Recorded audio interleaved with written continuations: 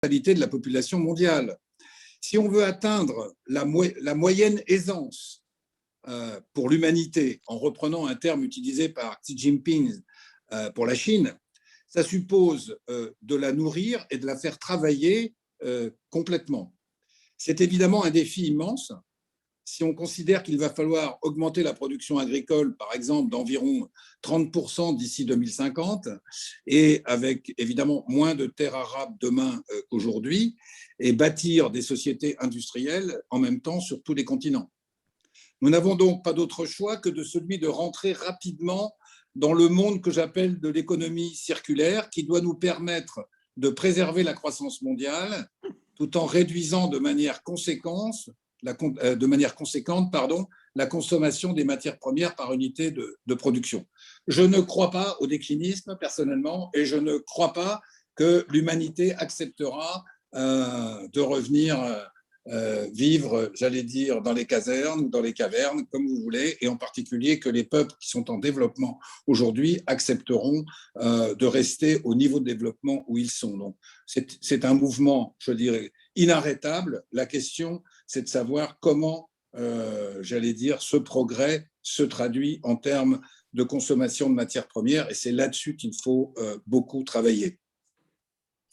Alors, ce pari d'une croissance, j'allais dire, plus durable n'est pas évidemment gagné, parce que la rareté de l'eau va s'accompagner d'un risque de pollution accrue, je reviendrai là-dessus, donc d'une fragilité globale de la ressource, à un moment où une gestion plus optimisée ou plus précise des usages s'impose.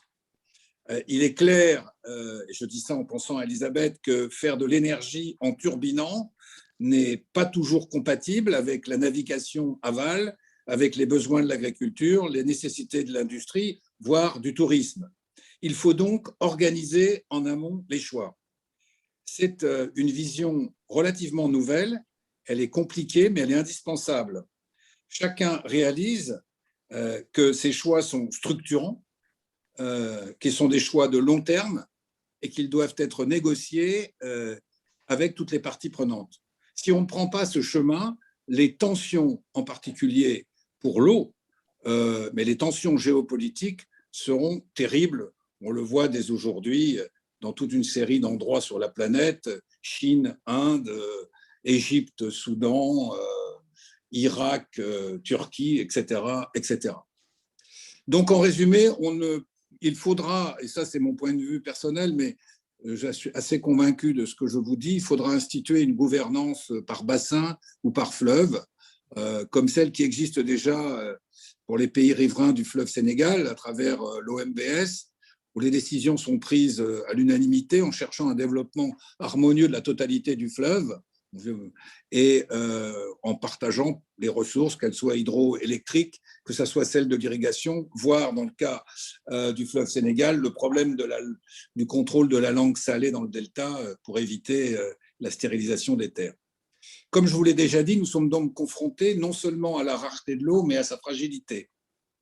Or, le niveau de la pollution tend à augmenter à l'échelle de la planète, malgré les investissements considérables qui ont déjà été faits dans le domaine des traitements, en particulier les traitements d'eau résiduaire. Mais plusieurs facteurs sont à l'œuvre qui accélèrent le phénomène.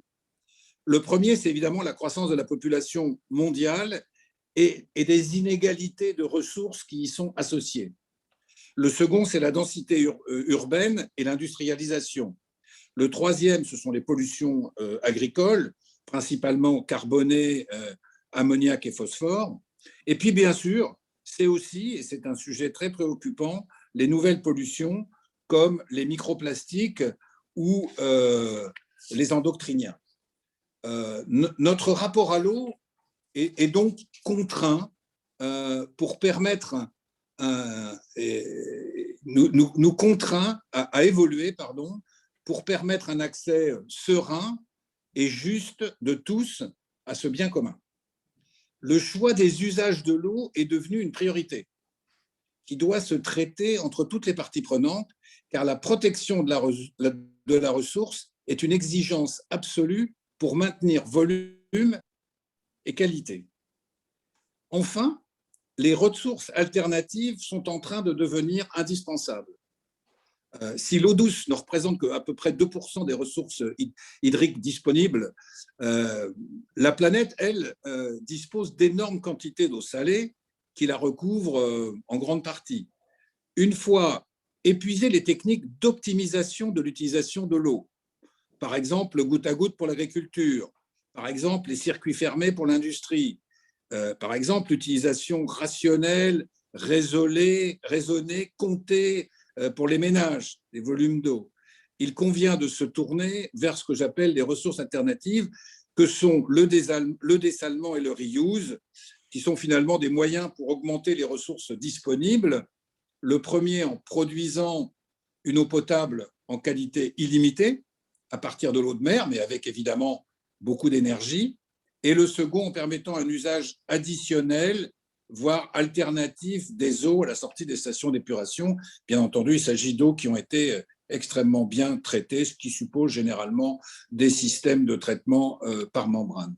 Longtemps inabordables en termes de coûts, pour de nombreux pays, ces deux technologies sont devenues accessibles au plus grand nombre grâce à la révolution membranaire du début du XXIe siècle, c'est-à-dire d'il y a moins de 20 ans.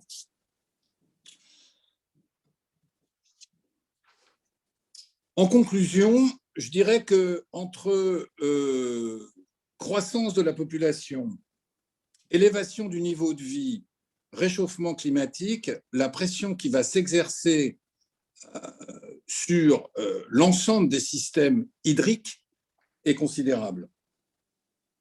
Seule une gestion rationnelle de l'eau et de ses usages permettra de faire face aux besoins de la fin de ce siècle.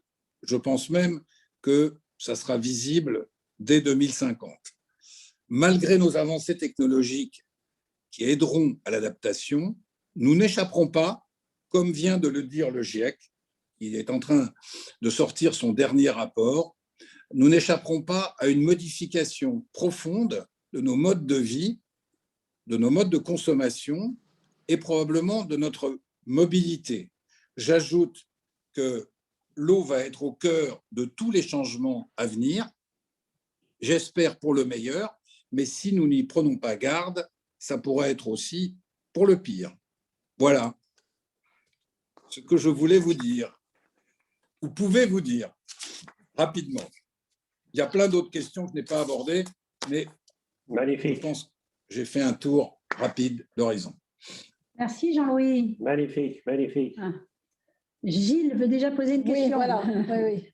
Vous avez ouvert beaucoup d'interrogations à travers votre exposé. Donc voilà, Gilles, on te laisse prendre la parole en premier, peut-être te présenter comme voilà, l'audience est large aujourd'hui et que nous avons aussi beaucoup de personnes qui ne sont pas forcément dans le cercle habituel de l'IAGF. Voilà, merci beaucoup. Bonjour à tous.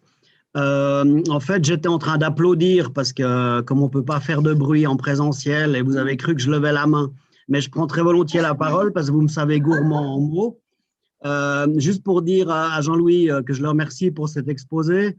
Mon souci en tant que biologiste et écologue, c'est qu'évidemment, il y aura aussi une immense demande sur les prestations écosystémiques qui sont passablement mises sous pression actuellement.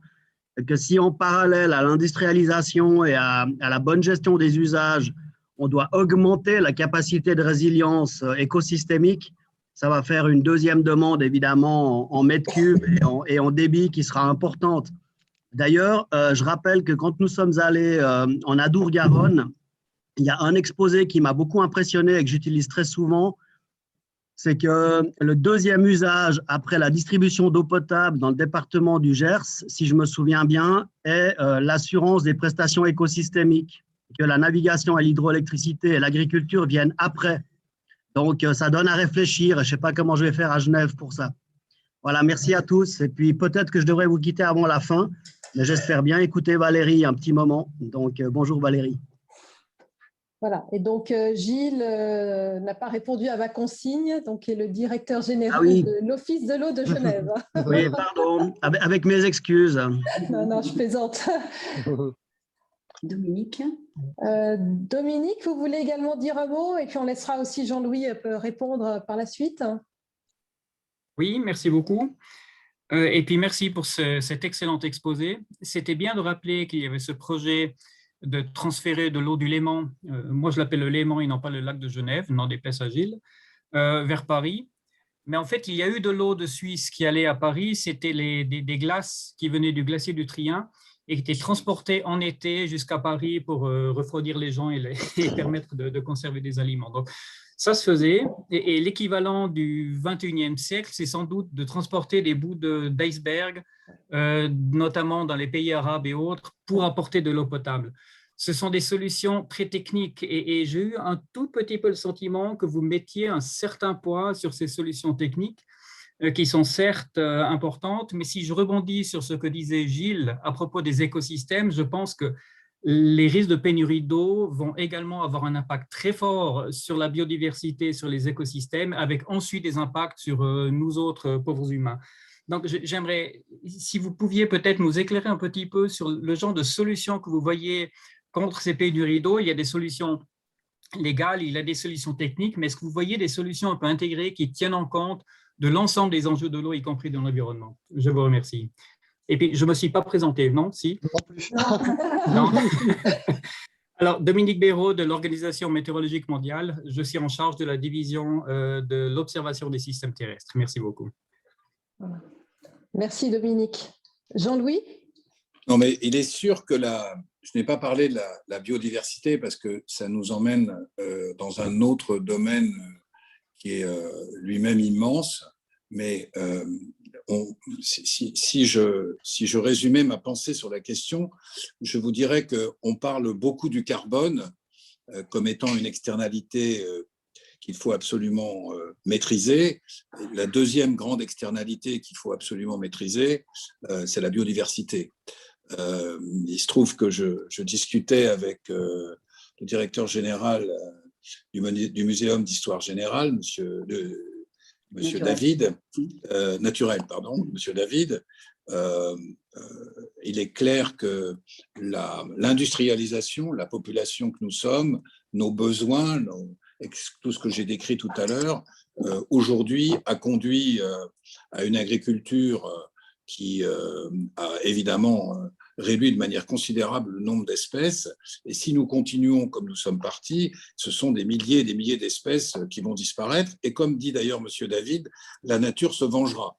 Donc, je suis tout à fait conscient que la biodiversité est un autre axe de contrainte sur lequel il faut travailler, qui est un axe qui monte, et on le voit de plus en plus, les entreprises se posent beaucoup de questions, et les personnes bien sûr, sur les problématiques de biodiversité. C'est des problématiques extrêmement complexes, elles sont moins bien connues en termes de solutions que celles sur le carbone, où on voit bien en gros ce qu'il faut faire, et même si on met un peu de temps, mais malheureusement, le temps et le pragmatisme sont nécessaires dans ces solutions. Donc, à la question, est-ce que la biodiversité va être impactée dans les années 2050 si on continue comme ça à cause de la rareté de l'eau? La réponse est évidemment absolument. Et j'avoue que les premiers écosystèmes qu'il faut protéger, ils sont de deux types. Il y a les écosystèmes côtiers qui sont indispensables pour deux raisons. La première, c'est qu'ils absorbent énormément de CO2. La deuxième, c'est qu'ils permettront de limiter les impacts des tempêtes et autres événements climatiques extrêmes. Et puis, évidemment, il ne faut pas oublier que la biodiversité, c'est 80% la biodiversité marine et à peu près 20% la biodiversité terrestre. Et donc après, il y a évidemment la biodiversité terrestre, où il va se poser beaucoup de questions et il va y avoir beaucoup de contradictions d'ailleurs. Par exemple, quand on vous dit que la biomasse est un moyen intéressant de remplacer les énergies fossiles, c'est vrai, sauf que ça veut dire que vous émettez quand même du CO2, même si c'est du CO2 récent, et que par ailleurs, vous avez mis à l'endroit en question une terre plutôt forestière, là où vous aviez peut-être une terre agricole, et puis tout ça dans un monde où, comme je l'ai dit rapidement, l'augmentation de la consommation de nourriture, donc la production agricole doit augmenter pour satisfaire les populations, d'abord la croissance de la population et puis les besoins de la population. Voilà ce que je peux dire, mais c'est sûr que la biodiversité est un sujet majeur du XXIe siècle. Eh bien, donc Aziz voulait prendre la parole et j'indique juste donc à tous la question posée par Franck, donc qui est à la direction de l'ingénierie de CNR, qui l'a posée dans le chat. Quid des actions de stockage des eaux lors des épisodes de fortes pluies et de fonte qui vont devenir de plus en plus importants avec le changement climatique? Voilà, donc, sur celle-là, moi, je peux vous répondre une chose. Moi, je crois énormément, non pas au barrage, vous avez vu que les stockages d'eau, c'est quand même très, très compliqué. Il faut trouver les endroits et c'est de moins en moins facile. Et puis, ça suppose d'inonder d'énormes zones. Moi, je crois beaucoup plus à des mini-stockages et surtout à la réinjection dans les nappes, réinjection dans les nappes phréatiques, qui est la bonne solution à terme, de manière à ce que les nappes phréatiques soient très chargées au maximum au printemps, quand en particulier l'agriculture aura besoin d'irrigation. 1000 fois d'accord. 1000 fois d'accord. très bien. Franck a l'air satisfait de votre réponse. Il donne le pouce. Écoutez, ça me réjouit. Mais... Et Aziz, je te laisse enchaîner en te présentant. Merci. Aziz Ouabi, moi je suis secrétaire général des IAGF et je travaille également à CNR, la Compagnie nationale du Rhône. Je voulais vous remercier, Jean-Louis, pour cette présentation. Vous avez évoqué pas mal de sujets. La biodiversité, vous n'y avez pas échappé, donc vous n'avez pas échappé à cette question et c'est normal, c'est très bien. J'avais moi une question à vous poser sur la question de la rareté. Alors, en regardant peut-être un petit peu Eric, dont c'est aussi le sujet, qui dit rareté, dit valeur. La question de la valeur de l'eau aujourd'hui, je sais que c'est des débats qui vous ont animé pendant pas mal d'années, notamment sur les différences entre valeur d'usage, valeur d'utilité. Quelle est la valeur de l'eau aujourd'hui en France? Quelle est la valeur de l'eau dans le monde? Et comment on arrive à naviguer dans tous ces débats d'économistes, mais également des débats politiques qui sont assez majeurs aujourd'hui? Alors, sur la valeur de l'eau et sur le prix de l'eau, je vais vous faire plusieurs commentaires. Il y en a certains d'ailleurs que j'ai partagés depuis longtemps avec Eric. Premier commentaire, ceux qui croient que l'eau gratuite, c'est la solution, ils amèneront avec certitude pauvreté et pénurie. Donc, la gratuité n'est pas une solution, c'est au contraire une contre-solution. Et je me souviens de discussions que j'ai eues, de débats que j'ai eus avec Madame Danielle Mitterrand, qui était à l'époque favorable au prix de l'eau zéro. Donc, ça, ce n'est pas la solution, c'est la catastrophe. Dans tous les pays que je connais où le prix de l'eau a été réduit à zéro, c'est la catastrophe et c'est la pénurie. Ça, c'est la première réponse. La deuxième réponse, c'est qu'au jour d'aujourd'hui, il n'y a que deux moyens, il n'y a que deux manières de faire payer l'eau. Il y a l'eau que vous consommez, vous payez au mètre cube, je vais y revenir, et puis il y a, comme la CNR et d'autres, il y a l'eau qui sert à faire de l'électricité et qui est rémunérée par l'électricité. Donc les deux seuls grands moyens qu'on a trouvés jusqu'à maintenant de donner une valeur à l'eau, c'est quand elle fabrique de l'électricité ou quand on l'utilise pour l'alimentation humaine. En gros, l'eau agricole, c'est zéro. Et ma conviction profonde, et ce que je vous ai dit tout à l'heure va dans ce sens, c'est que nous allons être obligés de donner une valeur à l'eau agricole. Parce que si on ne fait pas ça, on ne maîtrisera pas les usages. Ça a des conséquences importantes, c'est que ça va avoir une conséquence sur le prix des denrées alimentaires. Alors, est-ce qu'elle sera forte ou faible? Je ne sais pas. Je pense qu'elle sera limitée. Mais si on ne donne pas une valeur à l'eau agricole, je ne parle même pas de l'eau industrielle, on n'y arrivera pas. Et d'ailleurs, dans les externalités dont je parlais tout à l'heure, on en a déjà cité deux, il y en a d'autres. L'eau, la consommation d'eau, c'est-à-dire la consommation d'eau potable et évidemment le rejet des eaux résiduaires, c'est une externalité qu'il faut calculer. Et moi, je suis absolument convaincu que le véritable prix de l'eau, celui sur lequel on devrait se fixer, c'est où qu'on soit sur la planète, qu'est-ce que ça coûte d'amener de l'eau, par exemple, dessalée jusque chez vous. Et vous allez vous apercevoir que ce que vous payez 50 centimes ou 1 euro doit coûter 3, 4, 5 euros, tout simplement et c'est d'ailleurs ce qui se passe dans des pays comme le Chili, où aujourd'hui on n'a plus le droit de prendre de l'eau quand on fait de l'industrie. On est obligé de l'amener, parce qu'il n'y en a pas beaucoup, donc on l'amène du Pacifique. Bon.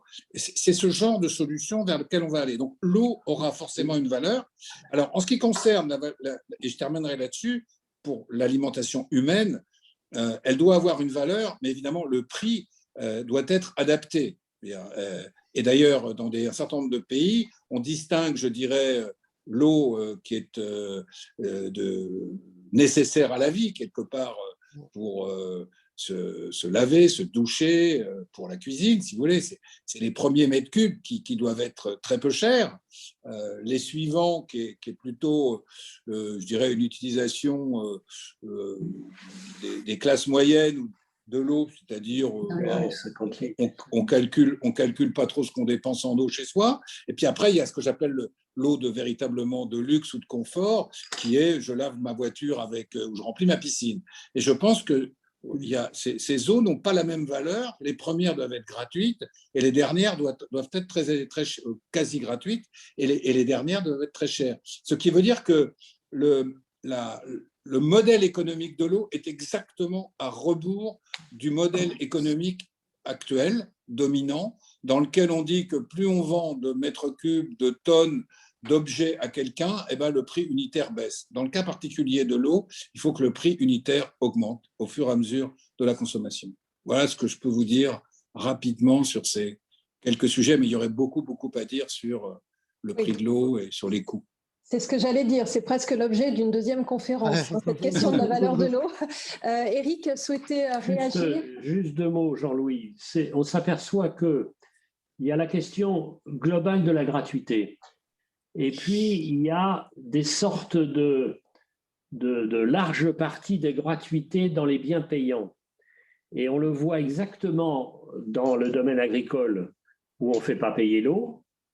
Et donc, il y a des prix des produits agricoles qui sont inférieurs au coût, de la même manière que dans l'énergie nucléaire, on ne fait pas payer les déchets, ce qui fait que le prix est nettement inférieur au coût. Donc, la question du coût est absolument centrale de manière générale.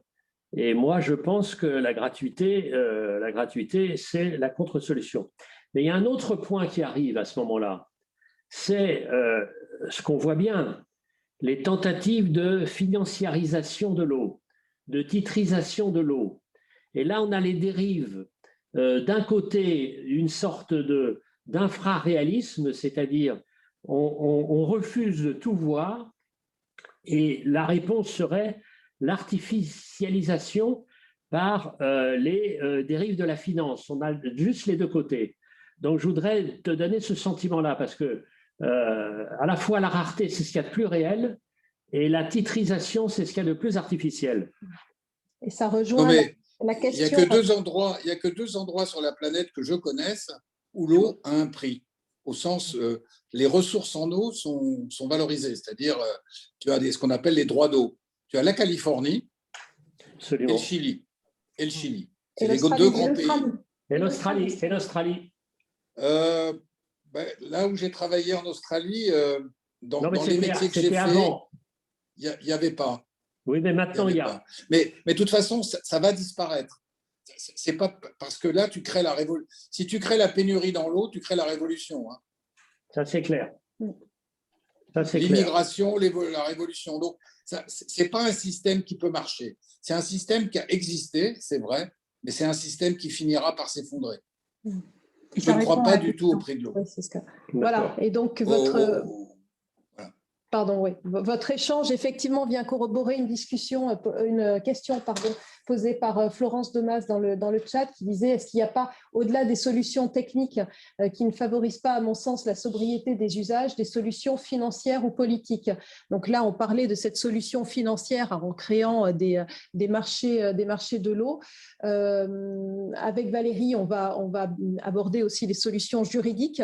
Voilà, la solution politique, on n'a peut-être pas beaucoup parlé de ça. Vous avez évoqué tout à l'heure les questions de gouvernance à l'échelle des bassins avec l'exemple de l'organisation l'organisation de mise en valeur du fleuve Sénégal, mais on sait bien qu'effectivement, il faudra aller de plus en plus vers une gestion intégrée de la ressource en eau capable de concilier tous ces usages. Absolument. Absolument. Je partage, d'ailleurs, je l'ai dit. Je reviens quand même sur le problème du prix de l'eau. Moi, j'ai donné l'eau quand j'étais patron. J'ai eu un énorme plaisir de donner l'eau quand j'étais patron d'Aguas Argentinas à Buenos Aires, dans les quartiers pauvres. Bon. Les gens voulaient, évidemment qu'on avait adapté le prix de l'eau à la manière dont on leur fournissait l'eau, etc. Mais les gens voulaient absolument payer. Et c'était les seuls quartiers où on était payé rubis sur l'ongle, mois après mois, sans que jamais on ait de problème ou de discussion avec les habitants. On avait mis un accord avec eux, on avait fait un prix qui était raisonnable, ils avaient accès au point d'eau et ils payaient l'eau. Et ils étaient contents. Et ils nous faisaient la fête chaque fois qu'on allait les voir. Donc, le problème de l'eau et du prix de l'eau, c'est l'adaptation. Il faut lui donner une valeur, parce qu'on ne donne pas une valeur. Comme toujours, quand quelque chose n'a pas de valeur, si vous me permettez de faire une polémique politique franco-française, je vous dirais, c'est quand on me dit les transports doivent être gratuits. On amène aux mêmes problématiques. La gratuité conduit à la pénurie. Et donc, ils en avaient parfaitement conscience. Donc, il faut simplement adapter le prix de l'eau. Et je rajoute que dans tous les usages de l'eau, l'eau doit avoir un prix. Parce que sinon, on va favoriser des usages au détriment d'autres. Et on le voit très bien, l'agriculture aujourd'hui n'a pas, comme l'a dit très bien Eric, l'agriculture aujourd'hui, le prix de l'eau n'est pas inclus dans la production agricole, ce qui fait qu'elle consomme 70-75%, tout simplement parce que l'eau n'est pas bien gérée au niveau agricole et parce qu'on n'a pas réfléchi au type de semences qu'on doit mettre. Même pas, par exemple, dans le sud-ouest, que je connais bien français, on a demandé, l'Europe a favorisé la mise en place du maïs. Alors, le maïs consomme à peu près 20% de moins d'eau que le blé, sauf qu'il consomme au mois de juillet et au mois d'août. C'est une aberration. Et tout ça parce qu'on n'a pas donné de valeur à l'eau. Parce que l'eau est gratuite, parce que les gens irriguent n'importe comment. Il y a des espèces de grands tourniquets. Là. Ces grands tourniquets, à midi, au mois de juillet, eh bien, il y en a 30% de l'eau qui ne va même pas toucher le sol. Parce qu'elle est évaporée avant. Donc, donner une valeur intelligente, d'une manière générale, à l'eau, et je le répète, aux externalités, c'est ce qui va faire qu'on va changer nos business models. On commence par le carbone, on ira avec la biodiversité, on va ajouter la pollution, l'eau, les déchets, et puis vous aurez, et vous mettrez ça dans le PNL, et vous vous apercevrez qu'il y a une société sur deux qui devrait être en perte. Voilà, c'est terminé.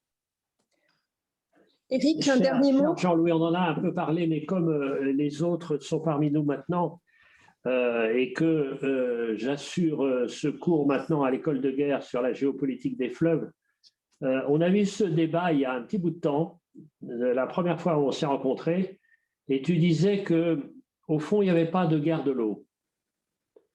Alors, est-ce que tu vois qu'après tout ce que tu as rappelé sur les tensions qui étaient là, est-ce que au fond, tu abandonnes cet optimisme-là que tu avais et en disant que les guerres de l'eau, ça peut arriver? Je constate que jusqu'à maintenant, il n'y a pas eu très peu de guerres de l'eau, parce que ce sont des guerres absolument mortelles pour tout le monde. Alors, je reconnais, tu as une bonne mémoire, Eric, je reconnais que ce que je t'ai dit il y a 10 ou 15 ans, quand on s'est rencontrés pour ton bouquin sur l'avenir de l'eau, sur ce sujet-là, je suis aujourd'hui moins optimiste que je ne l'étais il y a 15 ans, parce que à l'époque, je n'avais pas mesuré encore l'énorme pression qui allait s'exercer sur les ressources en eau. Et quand tu vois, par exemple, que la Turquie a pris entre 1/3 et 40% du débit du Tigre-l'Euphrate avec ses nombreux barrages pour irriguer tout le nord-est de la Turquie, tu te dis jusqu'où les autres pays de la région vont accepter ça. Quand tu vois ce qui se passe entre le Soudan et l'Égypte, tu vois bien qu'ils ne se font pas la guerre. En même temps, si tu prives l'Égypte d'eau, ils vont faire la guerre. Enfin, donc, j'étais optimiste. Je pensais que face à la guerre atomique de l'eau, il n'y aurait pas de guerre, mais peut-être que la dissuasion sera insuffisante. Merci. Ce que je vous propose à tous, c'est que l'on va passer au second exposé donc, de Valérie sur la question de la personnalité juridique des fleuves, ce qui n'empêche pas qu'on reviendra en fin de conférence sur ces questions un petit peu plus transverses. Hein. Là, on était vraiment sur les risques de conflits liés à l'eau et tout ce qui concerne l'hydropolitique, mais ça va être aussi nourri par ce que va nous dire Valérie sur la question des droits de la nature. Valérie. Bonjour à tous et merci à m'inviter à ces passionnants échanges voilà, qui forcément me font aussi réagir. Moi aussi, je suis dans le sud-ouest et à la campagne, donc je peux témoigner. Et je peux témoigner aussi d'ailleurs que ces fameux tourniquets sont alimentés par des puisages directement dans les rivières sans aucun contrôle, rivières qui font plus que 5 cm de haut en été et qui sont vidées pour ces fameux champs de maïs qui sont en plus aspergés de pesticides. Donc on pourrait en débattre pendant des heures et très intéressé aussi par le débat sur les conflits liés à l'eau. On n'a pas parlé de l'Oromo, du barrage de l'Oromo entre l'Éthiopie et l'Égypte. Absolument. Et de manière générale, sans parler de l'accès à l'eau directement, les sécheresses et les canicules engendrent des conflits déjà depuis un moment. La Syrie a démarré sur une sécheresse qui avait duré 3 ans et on est toujours voilà, dans un pays en guerre. Donc, bon. J'ai été invitée pour vous parler d'une autre thématique, effectivement, qui est en train d'émerger un petit peu partout dans le monde et à une telle vitesse que, logiquement, mon exposé dure au moins 1 heure. Je vais essayer de le faire en 20 minutes. Mais je crois que c'est important de parler de ce sujet des droits de la nature et de la personnalité juridique donnée à des éléments de la nature, parce que c'est effectivement une révolution juridique qui est en cours, qui émerge dans tous les continents et qui commence à émerger en Europe. Donc, je voulais vous en parler un petit peu, d'une part en vous parlant de l'origine de ce concept philosophique de manière générale, et puis en allant à travers le monde regarder des cas de reconnaissance des droits de la nature de manière globale, par le biais donc d'une réforme constitutionnelle ou de la loi, mais aussi, et parce que c'est ce qui advient de plus en plus couramment, par le biais de la jurisprudence, c'est-à-dire par des décisions de justice. Et tout ceci nourrit un débat qui, au final, de juridique devient politique, forcément, hein, puisque nos lois sont issues de discussions et de décisions au départ politiques. Alors, ce que je vous propose, c'est de partager mon écran. Ça nous fera voyager un petit peu. Vous me verrez peut-être en petit à côté, et je vais vous commenter donc ces diapositives. On est parti ? Parfait.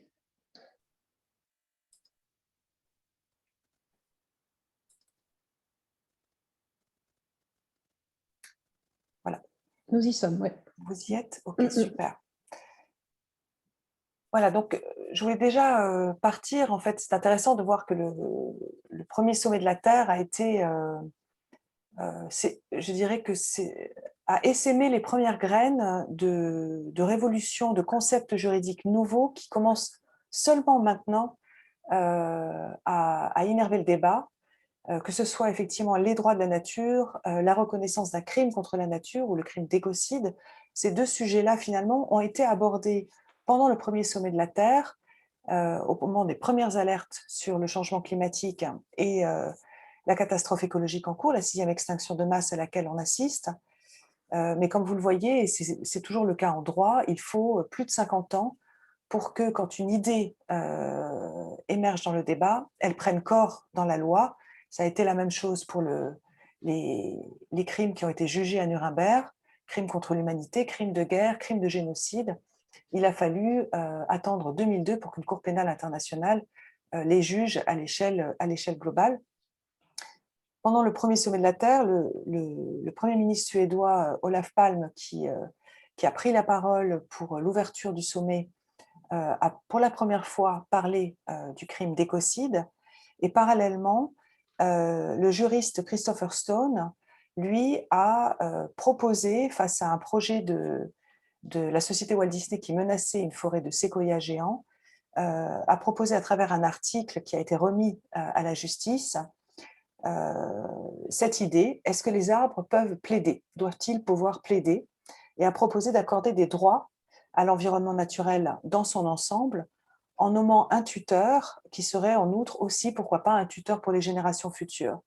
Donc les premières graines se sont semées à ce moment-là. Cette idée de reconnaître la nature comme sujet de droit a été portée ensuite par le mouvement Earth Law, le droit de la Terre, et est née dans le sillage de la Charte africaine des droits de l'homme et des peuples en 81, puis de la Charte mondiale de la nature en 82, et a été nourrie des travaux, de la pensée du théologien Thomas Berry, mais aussi du philosophe Arnes, qui sont tous les deux décédés en 2009.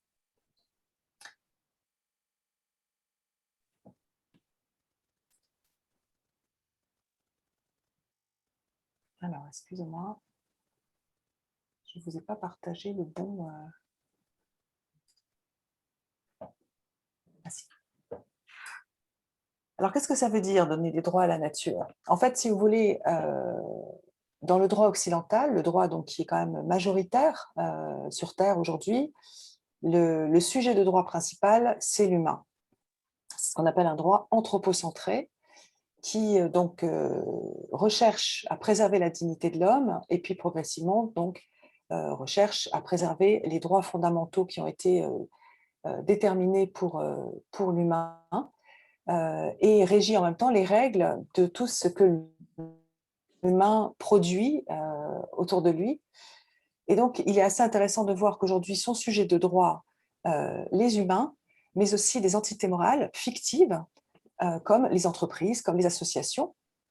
Et donc, les uns et les autres peuvent défendre leurs droits en justice, mais les entités naturelles, qui sont des entités vivantes, elles aussi, n'ont pas effectivement de reconnaissance juridique, si ce n'est d'être reconnues comme des choses, comme des biens, comme des ressources, mais en aucun cas donc reconnues comme des entités vivantes sujets de droit. L'idée donc derrière la reconnaissance des droits de la nature, c'est de dire qu'il nous faut aujourd'hui, au regard des conséquences du changement climatique et de la perte de biodiversité, au regard des atteintes les plus graves qui sont en cours sur la planète vis-à-vis des écosystèmes et des espèces vivantes, il faudrait reconnaître les droits de la nature à exister, à perdurer, à se régénérer en droit national et international. En fait, il s'agit surtout donc de reconnaître le droit de la nature à jouer, le droit des éléments de la nature à jouer leur rôle écologique.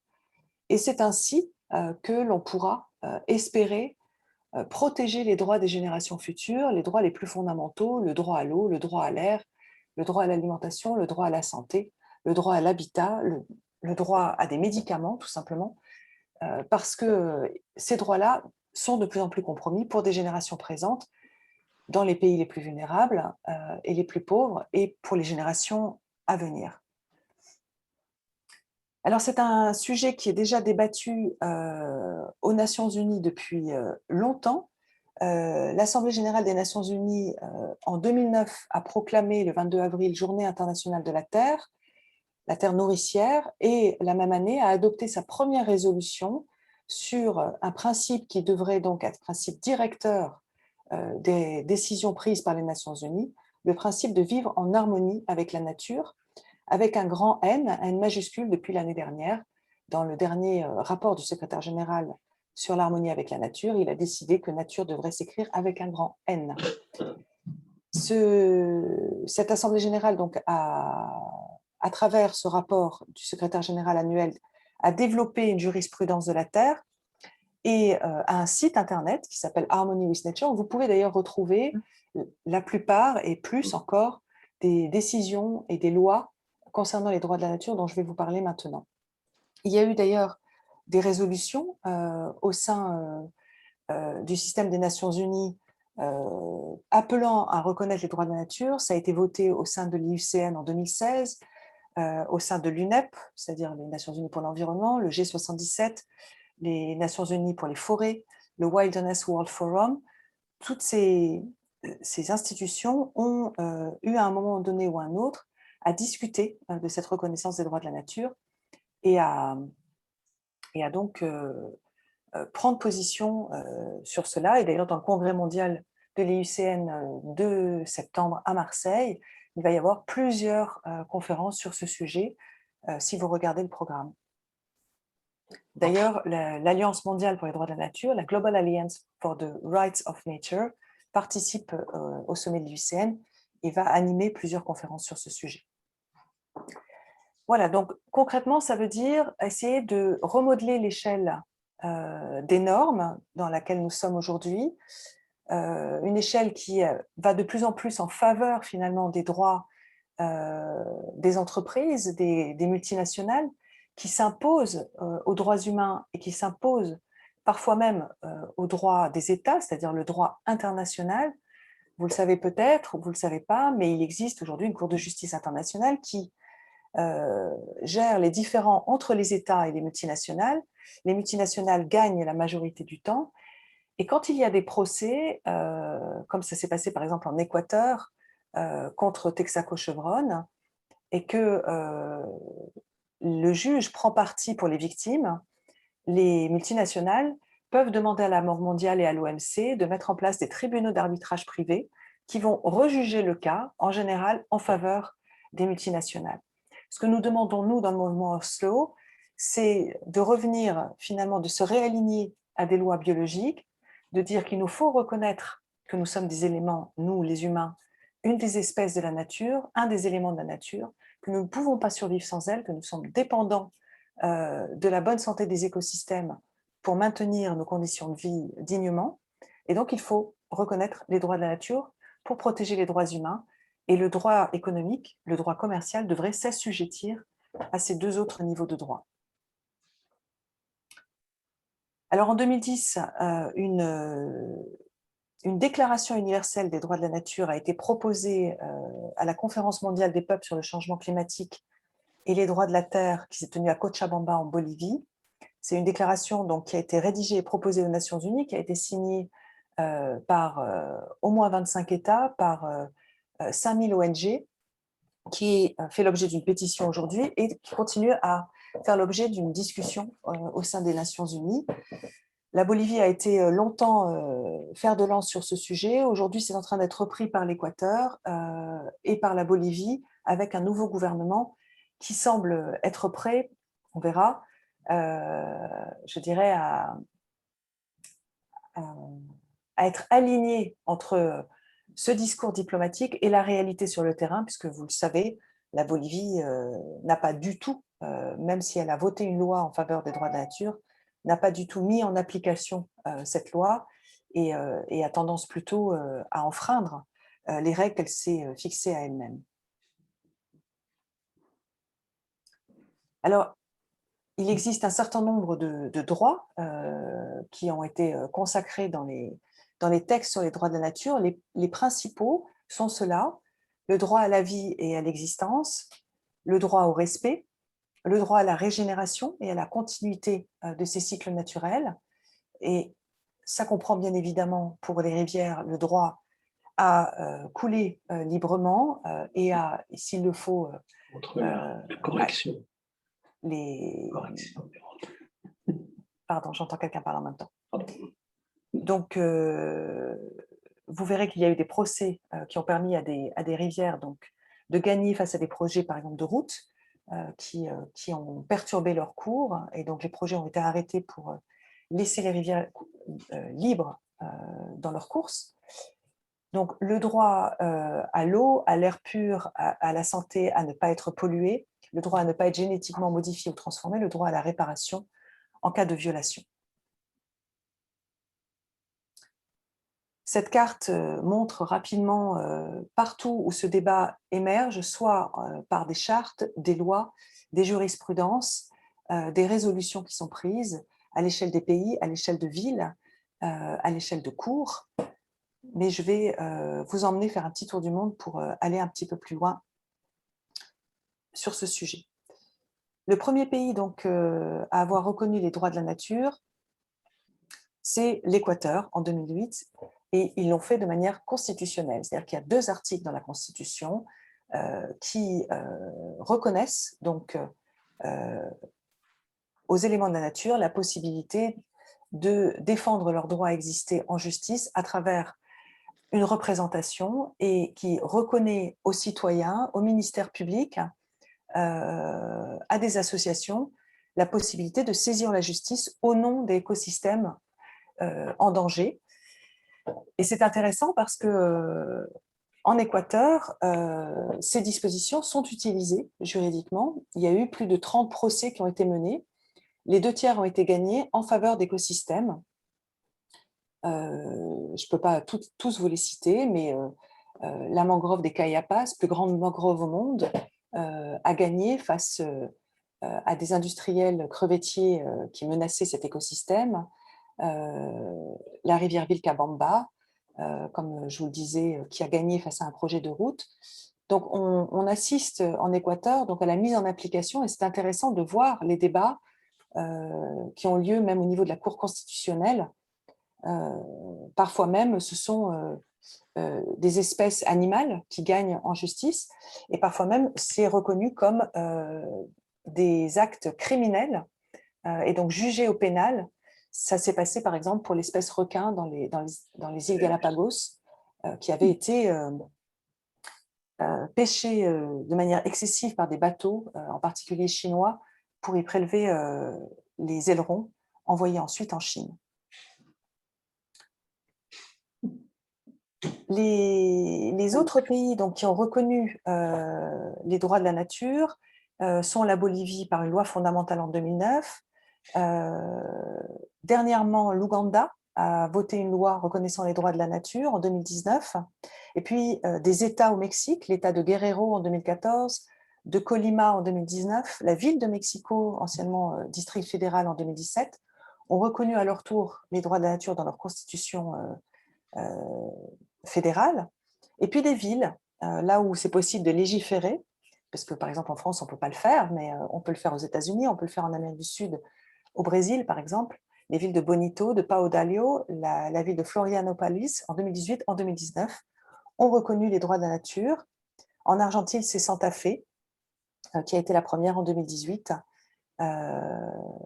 Et c'est intéressant de voir qu'en 2020 a été prononcée la première sentence non anthropocentrique de la Cour interaméricaine des droits de l'homme, qui a reconnu la protection des droits des peuples autochtones en lien avec les droits de la nature dans une affaire qui s'appelle membre de la communauté indigène de l'association Laka Onat, Notre Terre contre l'Argentine, et a créé un précédent sur les droits à l'eau, à l'alimentation, à un environnement sain et à l'identité culturelle, s'appuyant donc sur la reconnaissance des droits de la nature.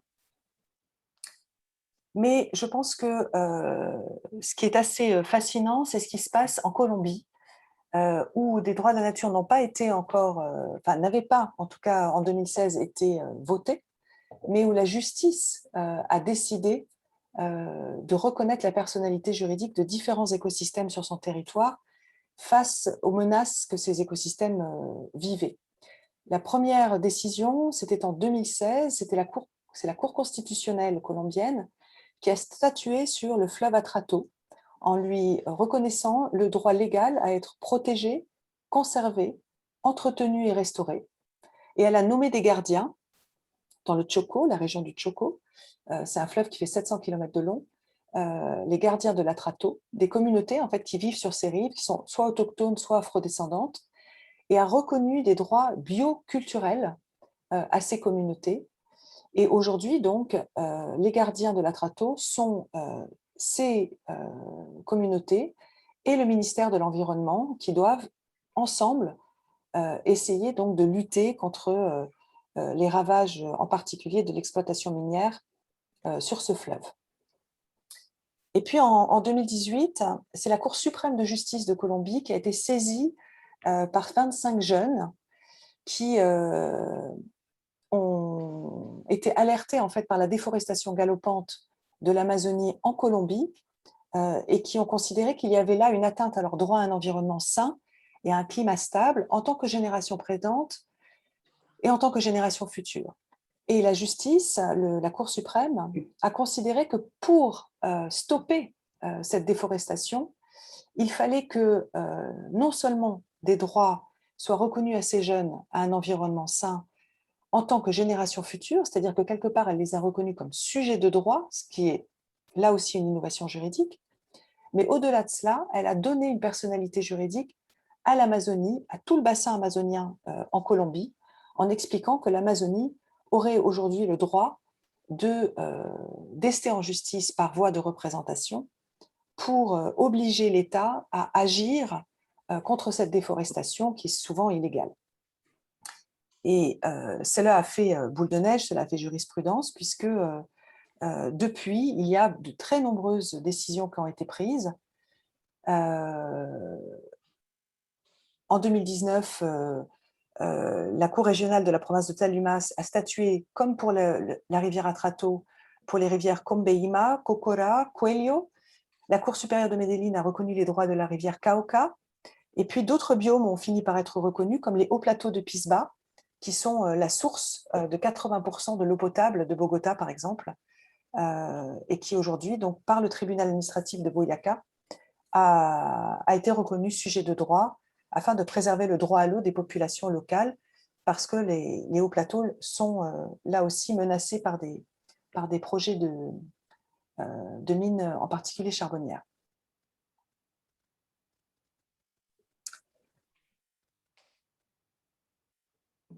Alors, vous me direz, oui, mais peut-être que finalement, cette reconnaissance des droits de la nature vient de populations autochtones, populations ou sociétés traditionnelles qui vivent encore dans leurs écosystèmes, qui ont un lien très particulier aux écosystèmes dans lesquels ils vivent, aux rivières dans lesquelles ils pêchent, aux forêts dans lesquelles ils subviennent à leurs besoins parce qu'ils ont une relation je dirais, organique avec ces lieux et parce que dans la pensée autochtone, et c'est vrai, on appartient à un territoire et ce n'est pas un territoire qui nous appartient et on fait partie de l'écosystème dans lequel on vit et donc on apprend dès le plus jeune âge à partager les ressources avec les autres espèces, avec les animaux, avec les plantes, avec les arbres. Mais il faut savoir que finalement, les droits de la nature ont d'abord été reconnus aux États-Unis dès 2006, c'est-à-dire même avant l'Équateur, dans des lois qui ont été votées à l'échelle de communautés, à l'échelle de municipalités, de comtés américains blancs, et qui ont donc décidé d'octroyer aux communautés naturelles et aux écosystèmes, ce qui s'appelle les communautés naturelles, c'est finalement les populations qui vivent dans ces écosystèmes, une personnalité juridique, et qui ont octroyé à la population le droit de les défendre en justice. Et ça s'est produit dès 2006, par exemple en Pennsylvanie, à Tamaka, et depuis dans une trentaine de villes américaines, parce que les communautés locales ont considéré que c'était le meilleur moyen pour elles de se défendre contre les projets industriels destructeurs, projets de fracturation hydraulique, par exemple. Et il a fallu un certain temps pour que les communautés indiennes, les nations indiennes américaines, s'intéressent aux droits de la nature. Parce que pour elles, c'était une évidence. Ça faisait partie de leurs droits coutumiers. Et dans leur constitution tribale, elles n'ont pas pensé pendant longtemps à reconnaître par écrit, en droit positif, les droits de la nature, mais elles se sont mises à le faire elles aussi face à des menaces, en particulier donc l'extraction de sable bitumineux, le transport du pétrole bakken, l'agriculture industrielle, la fracturation hydraulique. Et donc, depuis 2016, on a aussi maintenant 5-6 nations indiennes qui reconnaissent dans leur constitution les droits de la nature. C'est le cas pour la nation Ponca, pour la nation Yurok, au nord de la Californie, qui a reconnu les droits de la rivière Klamath, qui traversent leur territoire et qui demandent donc à ce que la rivière puisse se défendre contre des barrages en amont qui bloquent les saumons dont ils dépendent pour vivre. Ça a été le cas aussi pour la rivière Snake, avec la tribu des Nez-Percés, et puis pour la rivière Menominee. Et puis intéressant, dans le nord des États-Unis, dans le Minnesota, c'est une tribu Ojibwe, la bande de White Earth, qui elle a reconnu les droits d'une espèce végétale pour la première fois au monde, une espèce de riz sauvage qui s'appelle le manumine, et qui est récoltée dans les grands lacs du Minnesota. Et à travers la reconnaissance des droits de ce riz, ils reconnaissent en même temps les droits de ces lacs à rester préservés, en bonne santé, lacs qui sont menacés par les pipelines en particulier. Vous avez sûrement entendu parler, donc je vais peut-être pas, on n'a pas trop le temps, je pense, mais parler des cas qui ont été très médiatisés de reconnaissance des droits et de la personnalité juridique d'écosystèmes en Nouvelle-Zélande, et ça s'est passé aussi en Australie, à la demande donc, de tribus maoris. Donc là, il s'agit, le plus emblématique a été celui de la rivière Whanganui, qui a été reconnue comme une entité vivante et comme un tout indivisible de son lac dans le cratère d'où est sa source jusqu'à la mer. Et le règlement qui a été signé, l'entente qui a été signée entre la tribu maori qui y vit et la couronne, a permis donc de reconnaître cette rivière comme sujet de droit. Ça s'est aussi passé pour un ancien parc national qui est devenu donc le Te Urewera, qui est, alors là c'est assez intéressant parce que pour le coup, à l'inverse de Whanganui où les gardiens qui ont été nommés étaient les Maoris, la forêt elle-même, Te Urewera, qui comprend de nombreuses rivières, de nombreux lacs aussi, etc., est devenue une entité juridique en propre, c'est-à-dire qu'elle est sortie de la souveraineté de la couronne, donc elle n'est plus un parc national, elle n'est pas non plus sous la souveraineté des tribus maoris qui y vivent, elle est devenue une entité juridique en propre, avec ses droits en propre, et ça c'est assez fascinant à constater. En Australie, il se passe pas mal de choses aussi, ça va plus lentement, mais le fleuve Yarra, qui a été habité par les Wurundjeri, qui est donc le fleuve qui traverse Melbourne, a été aussi reconnu comme une entité vivante et un conseil de gardiens a été nommé. Il y a aussi en 2020 une nouvelle loi intitulée Great Ocean Road and Environment Protection Act qui reconnaît la Great Ocean Road comme une entité naturelle vivante et intégrée. C'est une route côtière emblématique le long de la côte sud du Victoria et qui aujourd'hui, donc, une loi a été consignée expliquant que les représentants légaux de cette côte seraient les aborigènes Geelong qui habitent depuis des temps immémoriaux sur cette côte. Voilà, je voulais vous parler aussi rapidement du cas de la Nouvelle-Calédonie, parce que ça peut, à un moment donné, un jour, influencer le Code civil français, puisque dans les îles Loyauté, grâce aux accords qui ont été passés de Nouméa, la Nouvelle-Calédonie a la possibilité d'écrire son code de l'environnement indépendamment du code environnemental français. Et les îles Loyauté, qui sont à 90% kanak, ont écrit un code de l'environnement où est reconnu comme principe directeur le principe unitaire de vie et où il est posé l'idée de reconnaître une personnalité juridique à des éléments de la nature. C'est assez intéressant parce que ça veut dire effectivement que ça pourrait faire un cas d'école, un cas de jurisprudence pour la France. Et c'est un cas qui inspire les Corses, puisque les Corses aujourd'hui, l'Assemblée territoriale de Corse planche sur une charte des droits de la nature en Corse. Et je vais en Corse la semaine prochaine, parce qu'une charte des droits du fleuve Tavignano est en discussion et est aussi en discussion pour les Bouches de Bonifacio, la réserve naturelle des Bouches de Bonifacio, dans un plan de gestion internationale Corse-Sarde, l'idée donc d'une personnalité juridique des Bouches de Bonifacio qui serait appuyée par les conservateurs de la réserve eux-mêmes, des scientifiques avec qui j'avais discuté il y a 2 ans. Voilà, je vous l'ai dit, en Afrique, ça avance. Ça avance par le biais d'une part des sites sacrés qui font l'objet en Afrique d'une résolution dans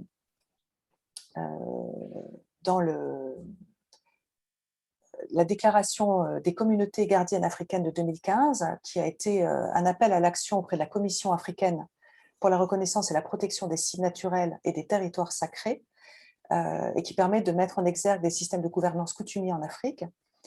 Et aujourd'hui, donc, des pays comme l'Afrique du Sud, l'Éthiopie, l'Ouganda, le Kenya, le Bénin, le Ghana, des écosystèmes comme des chutes d'eau, des rivières, des forêts, des montagnes, des lacs ont été reconnus comme sites sacrés et ont pu être protégés de l'exploitation industrielle en leur donnant un statut de réserve de biosphère par l'UNESCO, par exemple. Mais aujourd'hui, ça va plus loin. Il y a des pays, l'Ouganda, je vous l'ai dit, en 2019, a reconnu les droits de la nature, mais en Tanzanie, par exemple, se discute aujourd'hui donc un projet de loi pour le parc Serengeti et la rivière Mara comme sujet de droit.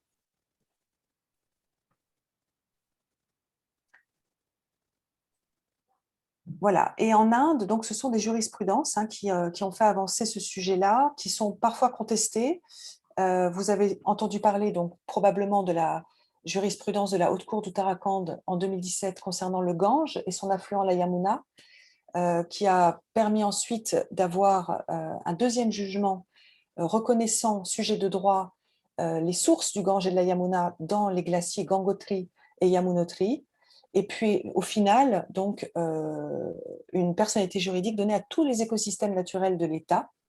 C'est une décision qui a eu lieu aussi dans les États voisins de l'Haryana et du Punjab en 2019 et en 2020. Logique, c'est le même juge qui avait été nommé, mais qui a aussi donc inspiré dans l'État du Madhya Pradesh une résolution déclarant la rivière Narmada comme une entité vivante et comme la ligne de vie de l'État, et qui a aussi inspiré la Haute Cour de Dhaka au Bangladesh en 2019, qui a donné une personnalité juridique à la rivière Tourag parce qu'elle était menacée par les constructions humaines et l'empiètement, et a fini par décider de donner un statut juridique à toutes les rivières du Bangladesh. Alors, ils ont parlé de 450 rivières, mais vous qui connaissez bien les rivières et les fleuves, vous savez que le Bangladesh, personne n'est d'accord sur le nombre de cours d'eau.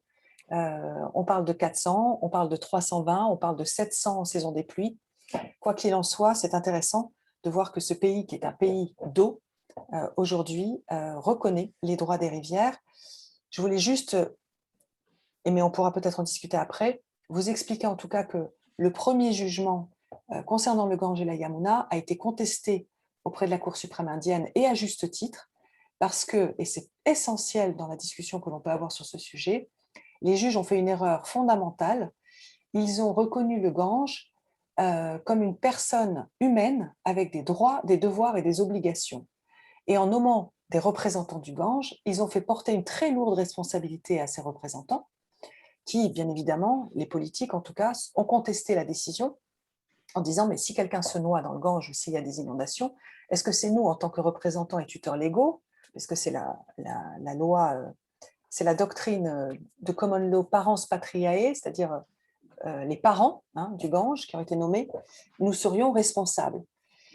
Et là, c'est une erreur fondamentale par rapport à la philosophie des droits de la nature, qui est que les droits de la nature sont des droits intangibles, des droits fondamentaux qui ne sont pas assortis de devoirs et d'obligations. C'est comme le droit à la vie pour un humain, si vous voulez.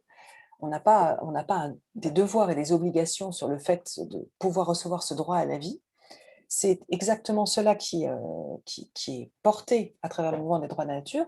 C'est un droit à exister, intangible, inaliénable, mais qui n'a rien à voir avec des droits politiques, sociaux, économiques ou culturels comme les droits des citoyens, par exemple, qui sont assortis de devoirs et d'obligations. Donc ça, c'était un point sur lequel je voulais terminer parce que je crois que c'est vraiment important de le comprendre. Les possés en Équateur, je vous en ai parlé. Voilà, et je termine simplement pour vous dire que tout ce qui émerge partout dans le monde finit par nourrir le débat en Europe, autant en France que dans d'autres pays. On a donc à l'heure actuelle des initiatives qui émergent. Je vous ai parlé de celle en Corse, mais vous avez peut-être entendu parler effectivement du Parlement de Loire, qui est une initiative conjointe du Polo, Art et Urbanisme, et de la région Val-de-Loire, pour essayer de mener une expérience pédagogique qui peut amener à une proposition politique et juridique d'une personnalité juridique du fleuve Loire. Il y a aussi donc des actions qui sont menées au départ de la Suisse, portées par l'association IDEO, qui demande à reconnaître une personnalité juridique au fleuve Rhône de manière transfrontalière, et qui va l'année prochaine mettre en place des parlements du Rhône un petit peu partout sur la course du Rhône, de manière justement à pouvoir en débattre avec les acteurs locaux, économiques, politiques, avec les citoyens. Et puis, c'est un sujet qui commence aussi à être débattu au Parlement européen. Il y a eu pendant 6 mois des conférences organisées par le Parlement européen sur le sujet de la personnalité juridique de la nature, et un rapport qui a été commandé pour penser ce sujet juridique au sein du Parlement européen et de la Commission européenne. Et Marie Toussaint, députée européenne française, a aussi obtenu une résolution, un vote, en faveur de la reconnaissance, et c'est une première étape, des forêts anciennes et primaires comme des communs naturels avec un statut juridique en propre. Donc vous voyez que ça devient un sujet qui n'est plus romantique et farfelu, mais qui est débattu dans des pays que l'on a mis en lumière lors de ces 6 derniers mois, à travers un tribunal fictif, pédagogique, sur les droits des écosystèmes aquatiques en Europe, avec le cas du lac Vättern en Suède, le cas des rivières des Balkans, qui sont menacées par 3000 barrages, qui sont le réseau hydrographique de tout le bassin méditerranéen, le cas des boues rouges en mer Méditerranée au large de Marseille, le cas du fleuve, de la rivière Maroni en Guyane française, et des droits bioculturels du peuple Wayana qui vit sur ces berges. Le glacier suisse aussi, je crois. Et voilà, et merci, j'étais juge sur ce cas-là. Et le cas non pas du glacier suisse, mais de la rivière, de la mer de glace, donc, qui est côté français, et qui est en train de disparaître sous l'effet du changement climatique. Je voulais terminer parce que peut-être que vous ne connaissez pas cette ONG, le Earth Law Center. Je vous invite à aller faire un tour sur leur site. Ils participent à énormément de réflexions au sein des Nations Unies et au sein des grandes conférences internationales sur le climat, sur la biodiversité, sur l'océan. Ils ont élaboré une déclaration universelle des droits des rivières qui s'inspire donc de toutes les victoires remportées à travers le monde dont je vous ai parlé, et qui servent pour les gouvernements ou les cours de justice aujourd'hui pour écrire les lois ou écrire leurs décisions juridiques dans leur rédaction législative. Si vous vous penchez sur ces décisions de justice, vous verrez que cette Déclaration universelle des droits des rivières a été vraiment la source de leurs écrits. Et c'est un travail qui est mené en partenariat avec International Rivers, que vous connaissez probablement. Et vous pouvez signer la déclaration à l'adresse rightsofrivers.org. Je vous invite en tout cas à découvrir cette déclaration que nous sommes en train de traduire en français avec l'argumentaire et le commentaire. Voilà, je vous remercie. Je suis désolée, j'ai duré peut-être beaucoup trop longtemps, mais j'ai vraiment essayé de faire au plus vite. Et c'est extrêmement difficile d'aborder ce sujet de manière trop rapide si on veut en comprendre l'importance et les enjeux. Merci. Un grand merci Valérie, ça permet déjà effectivement d'avoir un très beau panorama à l'échelle internationale de cette question de reconnaissance de droit à la nature, de voir qu'effectivement le sujet émerge de plus en plus en Europe, notamment voilà, porté par des juristes et des associations environnementales. Ça sera peut-être intéressant d'engager aussi les discussions sur la mise en œuvre de ce droit. Aussi à partir de ces exemples de pays pionniers, est-ce la difficulté ou non de la mise en œuvre et qui défend ces droits à la nature? Vous avez parlé des gardiens du fleuve, est-ce que ce sont eux qui sont, on va dire, les défenseurs au quotidien de ces fleuves? Je vais laisser la parole à Elisabeth qui souhaitait intervenir et juste signaler les quelques questions qui peuvent aussi commencer à ouvrir la discussion qui sont apparues dans le chat. L'une posée par Cyril Vallée sur le fait de savoir si ces droits de la nature étaient portés par d'autres acteurs que des acteurs étatiques ou associatifs, et notamment quel était le rôle des entreprises en la matière.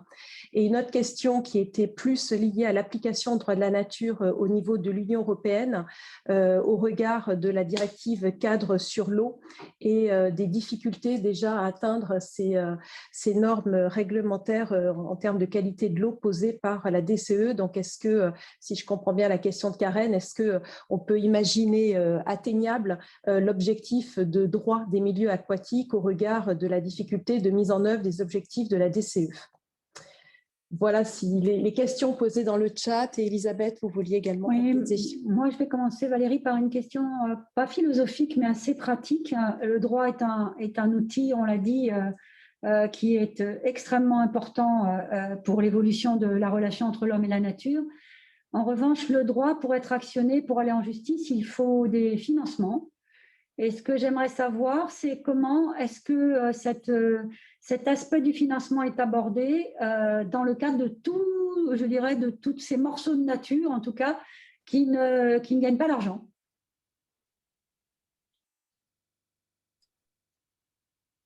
Alors effectivement, ça va dépendre selon, et je pense qu'on est vraiment face à une construction du droit aujourd'hui où chaque pays va chercher à s'inspirer de ce qui se passe ailleurs et comment ça a fonctionné.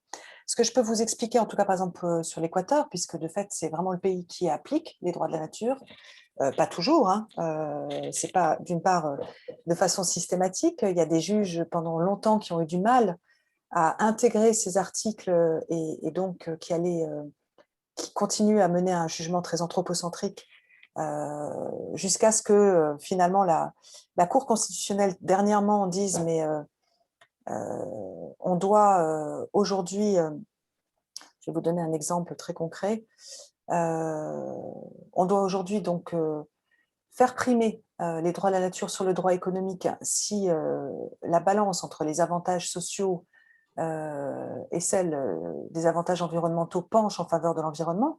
C'est d'ailleurs ce qu'avait aussi dit le 31 janvier 2020 la Cour constitutionnelle française pour la première fois, qui a considéré que la protection de l'environnement pouvait primer sur le droit commercial et le droit de la propriété privée. Et on voit donc comment les juges s'en emparent. En Équateur, les plaintes sont portées très souvent, et ça c'est assez intéressant, par le ministère public, donc par le parquet. Et quand ce sont des communautés locales qui le font, elles vont chercher un appui auprès des associations de défense de l'environnement. Il y a des avocats qui se sont spécialisés sur ce sujet, comme Hugo Echeverria, par exemple, qui est un grand avocat équatorien qui aujourd'hui défend la plupart des procès en cours, enfin des cas en cours, mais c'est le ministère public qui saisit la justice pour faire arrêter un projet industriel qui menace un écosystème. C'est pourquoi je suis assez favorable, effectivement, pour qu'on adopte aussi cette possibilité, par exemple, si c'était en France, où on n'est pas forcément sur nommer des gardiens, des tuteurs légaux, mais au nom de l'intérêt à agir, et de la préservation de la nature, donner la possibilité à des citoyens, à des associations environnementales et au parquet de pouvoir saisir la justice, s'il le faut, face à une menace, face à une mise en danger de l'environnement. Éric, tu... Oui, ce qui est très, en termes de droit, ce qui est intéressant, ça donne toute sa force au nom même de ministère public. Oui, c'est un terme qu'on n'utilise pas beaucoup en France, on parle du parquet. Justement, et c'est l'occasion pour nous de le réutiliser. Oui. Et on pourrait faire un petit texte là-dessus, parce que moi, je serais très prêt à participer sur, revitaliser ce très beau terme pour qu'il dise vraiment quelque chose. Oui, mais ça voudrait dire, en tout cas en France, qu'on réinstitue une vraie séparation des pouvoirs entre la justice. Ah oui. Exact. Valérie, c'est exactement ce à quoi je pensais. Et oui, parce que c'est plus le cas. Le garde des Sceaux et le ministre de la Justice. Donc, on a un vrai souci là en France de séparation des pouvoirs. Oui. Alors, les autres questions. Ce qui est d'ailleurs, c'est assez intéressant parce que à la fois c'est séparation des pouvoirs et intégration de tous les éléments de la vie. Donc c'est une question moi qui m'intéresse beaucoup, les deux points comme ça. Je vais vous donner un autre exemple qui me vient et qui fera le lien avec l'écocide. Je me suis bagarrée pendant plusieurs années sur la construction du barrage de Belo Monte en Amazonie brésilienne, qui est un méga barrage absolument immense, qui devait déplacer 20 000 personnes et qui était un cheval de Troie pour ouvrir derrière les routes pour les concessions minières, etc. Et c'est intéressant de voir que pour le coup, le ministère public brésilien, mais aussi la Cour suprême brésilienne, et les cours de l'État de Pará, où se situait le projet, ont à chaque fois demandé à arrêter ce projet et l'ont considéré comme illégal. Et Dilma Rousseff, à l'époque, n'a fait aucun cas de ces décisions de justice. Elle a été, à un moment donné, convoquée par la Commission interaméricaine des droits de l'homme à Washington pour s'expliquer. Elle ne s'est pas rendue à la convocation. Il y a eu des rapports, plusieurs rapports des Nations Unies condamnant le projet. Voilà. Et là, on en discutait encore hier en remettant la définition sur le crime d'écocide, c'est-à-dire un crime international grave contre l'environnement, environnement compris comme un des systèmes de l'écosystème terrestre, c'est-à-dire biosphère, hydrosphère, cryosphère, lithosphère, atmosphère. C'est comme ça qu'on l'a défini, l'environnement. Et on parle donc d'actes illégaux ou arbitraires. Et les actes illégaux, l'action de Dilma Rousseff, par exemple, qui, main dans la main avec les industriels, n'a pas écouté les injonctions de la justice, à ce moment-là, on serait dans une situation où on pourrait reconnaître qu'elle était responsable d'un écocide en Amazonie si l'écocide était reconnu par la Cour pénale internationale. Parce qu'elle est allée à l'encontre d'une décision de justice qui fait loi et donc qui pose la construction de ce barrage comme une construction illégale. Vous me suivez? Très clair. Voilà. Très clair. Très clair. Très bien. Et donc, il est indiqué, enfin, c'est Karen qui poursuit effectivement dans le chat la question sur est-ce que les outils juridiques sont-ils la solution pour l'action collective? Donc, alors, moi, je ne peux pas dire qu'il n'y a que le droit qui peut résoudre le problème, mais c'est en tout cas une des solutions pour moi qui est l'une des plus évidentes à l'heure actuelle, vu ce qui se passe. Je crois qu'il faut qu'on redéfinisse nos règles du vivre ensemble en y incluant les non-humains, en y incluant les systèmes vivants.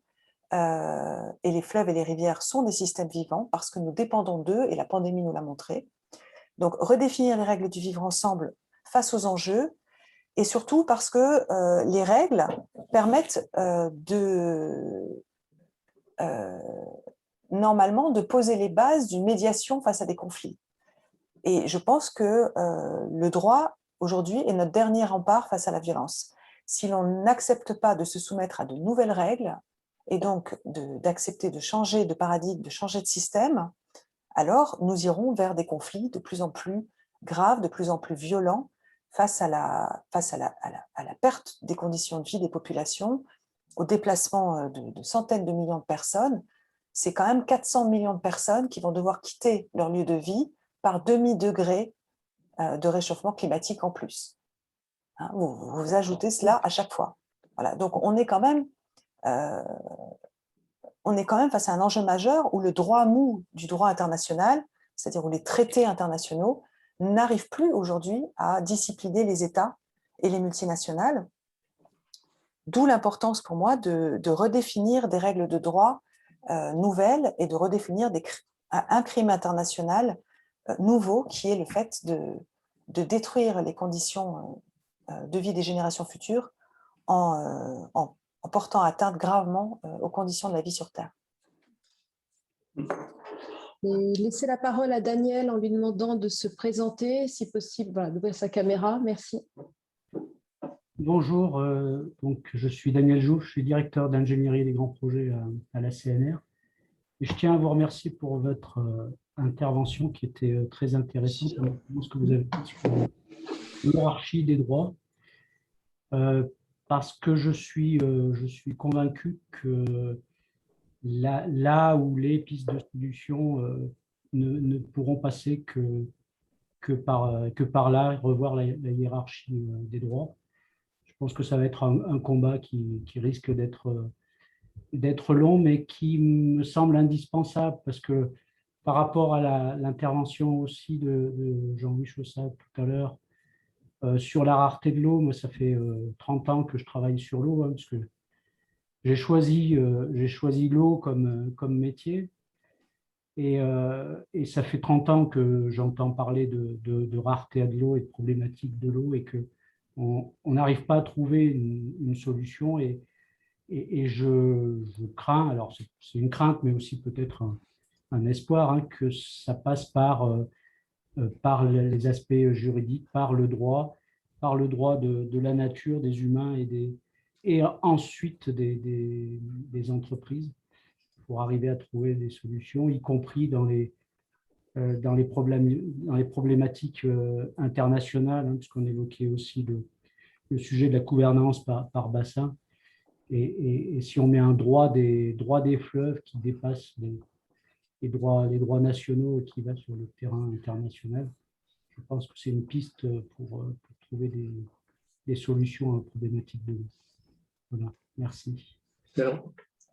Merci Daniel. Je relais la question de Cyril posée sur le chat qui dit effectivement aujourd'hui on a l'impression que ces droits de la nature sont mis en œuvre pour éviter leur dégradation. Est-ce qu'aujourd'hui dans le monde par rapport aux premiers pays qui ont appliqué ce genre de droit, ce cadre juridique a permis de mettre en œuvre des initiatives qui aillent vers l'amélioration des écosystèmes. Donc, une étape au-dessus, on ne serait pas dans la préservation, mais dans l'amélioration des écosystèmes. Oui, ça fait partie d'ailleurs des droits énoncés dans la Déclaration des droits de la nature ou même des droits des rivières et qui sont utilisés dans les décisions qui ont été prises pour l'instant. Ce n'est pas toujours un principe de justice préventive. C'est quand même intéressant, je fais juste un petit aparté là-dessus. La justice préventive, elle a quand même un intérêt essentiel. Si vous regardez la situation du droit occidental des pays européens, et même en France, où l'on reconnaît le préjudice écologique pur, ce qui n'est pas le cas des autres pays, on ne peut agir en justice que quand la catastrophe est arrivée. Donc, une justice préventive, grâce à la reconnaissance des droits de la nature, me semble absolument essentielle, mais elle va toujours de pair avec une justice restaurative. Et c'est ça qui est compliqué. On parlait de la valeur de l'eau, c'est que alors on donne des amendes, c'est ce qu'avait fait d'ailleurs le juge pour le procès de l'Erika, on donne des amendes aux pollueurs pour utiliser ce fonds pour restaurer l'écosystème. Donc ça c'est finalement assez simple. Donc, ils font une sorte de fonds fiduciaire, en fait. C'est-à-dire qu'il y a deux options. Il y a ce qu'avait fait le juge de l'Erika, c'est qu'il avait remis une somme à la LPO pour compenser l'argent qu'elle avait dépensé pour le démazoutage des oiseaux marins. Mais il existe donc dans d'autres cas où c'est un fonds qui est dédié à la restauration. Et puis, il peut y avoir aussi, donc, dans cette justice restaurative ou transitionnelle, des fonds qui sont aussi dédiés aux communautés impactées pour le préjudice subi par l'écosystème endommagé, hein, les communautés locales, les communautés humaines. Donc, ça va ensemble. Mais je crois que c'est pour ça que je plaide en même temps pour la reconnaissance des droits de la nature et du crime d'écocide. Je crois qu'il y a aujourd'hui des activités qui ne sont plus acceptables, qui sont dans la plupart des pays considérées comme légales, mais qui sont menées en connaissance des conséquences. C'est le cas des émissions de gaz à effet de serre par les entreprises pétrolières, par exemple. Hein. Elles savent très bien depuis une décennie, voire deux pour certaines, puisqu'on a eu les rapports internes qui le prouvent, qu'elles connaissent les effets sur le changement climatique et elles ne font pas les efforts nécessaires pour changer de business plan et s'orienter vers la transition énergétique. Et à partir de là, il me semble essentiel que le droit évolue de manière à reconnaître le principe de la connaissance, ce qui existe d'ailleurs dans le statut de la Cour pénale internationale. Le principe de la connaissance des conséquences dans le cours normal des événements est un des éléments moraux du crime. Et dans la proposition que nous faisons sur l'écocide, nous proposons aussi de reconnaître donc les actes dits arbitraires, c'est-à-dire commis en sachant la réelle probabilité que ces actes causent à l'environnement des dommages graves, qu'ils soient étendus ou durables. Voilà, ça fait partie des mesures et à partir de là viennent forcément donc les interdictions d'agir et les mesures non pas seulement compensatoires mais restauratives. Très bien. Merci pour cette réponse. Cyril, n'hésitez pas à prendre la parole si vous le souhaitez en vous présentant également. Ça sera peut-être la dernière question avant la synthèse. Ah, alors, Sergio, donc, du Brésil, membre IAGF, nous demande, alors, oui, on est sur, encore une fois, voilà, la définition des objectifs prioritaires. Est-ce qu'on doit privilégier au départ développement économique à tout craint, ou est-ce qu'on doit aller vers voilà, le principe de l'agenda 2030 où on concilie différents objectifs de développement durable qui intègrent les dimensions sociétales et environnementales, notamment pour ce qui concerne l'eau, la dimension quantitative, mais aussi qualitative. Oui, alors moi je vais juste rebondir là-dessus en deux mots. La première, c'est effectivement, c'est d'ailleurs dans ce cadre-là que, par exemple, le terme arbitraire dans la définition sur l'écocide, on l'a entendu comme pour le juge d'avoir à décider si l'activité a été menée de manière imprudente et sans faire cas de dommages qui seraient clairement excessifs au regard des avantages sociaux et économiques escomptés, de manière à faire justement la balance sur le développement durable. Et on a décrit l'environnement avec les termes de la Earth Science, c'est-à-dire l'environnement comme la Terre, y compris sa biosphère, sa cryosphère, sa lithosphère, son hydrosphère et son atmosphère, ainsi que l'espace extra-atmosphérique. C'est une science qui est de plus en plus étoffée, qui commence effectivement à être réutilisée par les institutions internationales et une science intéressante parce qu'elle fait l'objet, par exemple, d'une recherche sur les limites écologiques, les limites planétaires. C'est le Stockholm Resilience Center qui a lancé ce travail de recherche. Et ces limites planétaires indiquent justement la quantité d'eau par personne par an qui devrait être consommée pour qu'il y ait un juste partage de cette ressource eau sur Terre. Et je pense que c'est une limite qui, à un moment donné, parce qu'elle fait partie aujourd'hui des outils de suivi des objectifs de développement durable par la Commission européenne, par les Nations Unies, va finir par être une norme juridique qui va imposer une limite, par exemple sur la consommation de l'eau, et qui va aussi permettre justement cette fameuse échelle de prix entre l'eau absolument nécessaire par rapport à notre droit à l'eau fondamental et puis l'eau qui est puisée dans un lac pour faire des bouteilles de Coca-Cola.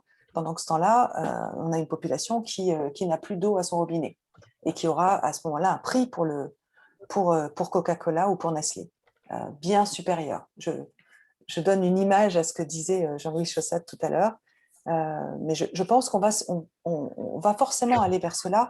On a besoin aujourd'hui que ces limites écologiques deviennent des normes juridiques et on espère aussi, donc, à travers cette reconnaissance du crime d'écocide, que cela va aider, sachant que le crime d'écocide est aussi en débat au sein de l'Union européenne en ce moment, pour rentrer dans le droit européen. D'accord, oui, important de le noter, effectivement, cette action à multiples niveaux, et c'était important de rappeler ces limites planétaires qui peuvent être aussi un nouveau cadre d'action. Je vais laisser Eric, qui a beaucoup écouté et aussi pris des notes. Marie, juste une petite intervention. Je crois que Cyril voulait intervenir, mais son micro était éteint tout à l'heure. Donc, je ne sais pas si Cyril, tu veux, je te voyais. D'accord. Puis on passera la parole tout de suite à Eric, parce que je pense qu'il y a, voilà, pour la conclusion. Pas de souci. Merci bien. Oui, bonjour, Cyril Vallée. Donc, merci de me donner la parole. Effectivement, enfin, je vais un petit peu échanger avec déjà Madame Cabanès. Moi, je suis en train de, entre autres, avec l'IAGF, la CNR, d'essayer de monter un projet de recherche sur ces questions-là de gestion transfrontalière et de personnalité juridique sur les cours d'eau. Et en fait, j'avais envie de réagir à une des comparaisons que vous avez faites avec les entreprises pétrolières, enfin de pétrole, là, qui avaient continué à vraiment pousser pour utiliser et émettre du carbone. La mise en œuvre de ce nouveau droit dont on parle là, on va probablement rencontrer aussi des oppositions. Il y a peut-être un lobby, je ne sais pas, un plaidoyer qui est déjà en train de se mettre en œuvre, soit par, je sais pas, des associations justement, ou par des entreprises. Peut-être qu'on s'aperçoit au bout de 10 ans maintenant qu'il est mis en œuvre que finalement c'est trop compliqué, que ça a des effets un peu néfastes. Je ne sais pas, voilà, je voulais avoir un peu votre avis là-dessus.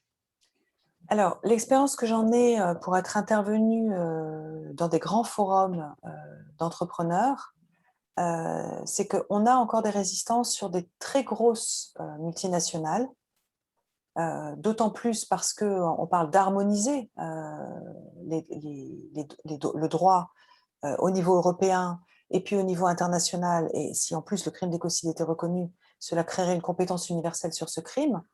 Et donc, ça veut dire qu'elle pourrait échapper, elle ne pourrait plus vraiment échapper à cette technique qu'elles ont, qui est de changer leur siège social là où ça les arrange en fonction de la société mère, et donc d'échapper à leurs responsabilités.